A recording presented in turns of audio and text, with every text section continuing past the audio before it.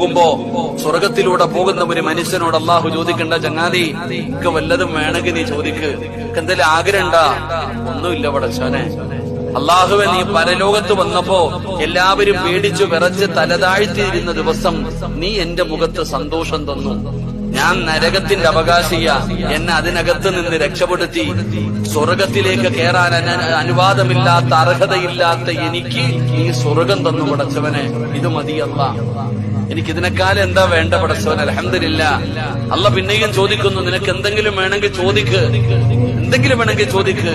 ആ സമയത്ത് പറയുന്നു, പടച്ചവനെ, ഉപ്പയെ കണ്ടു, ഉമ്മയെ കണ്ടു, കൂടപ്പുറപ്പിനെ കണ്ടു, മക്കളെ കണ്ടു, ഭാര്യയെ കണ്ടു, ദുനിയാവ് കണ്ടു, അസ്രായിലിനെ കണ്ടു, ഖബറ് കണ്ടു, മലക്കുകളെ കണ്ടു, മഹ്ശറ കണ്ടു, സിറാത്ത് കണ്ടു, മീസാൻ കണ്ടു, പ്രവാചകന്മാരെ കണ്ടു, സ്വർഗം കണ്ടു, നരകം കണ്ടു, എല്ലാരെയും ഞാൻ കണ്ടു പടച്ചവനെ. നിന്നെ ഇതുവരെ കണ്ടില്ല അല്ലാ. പടച്ചവനെ, നിന്നെ കാണാൻ വേണ്ടിയാ ഞാൻ ജീവിച്ചത്.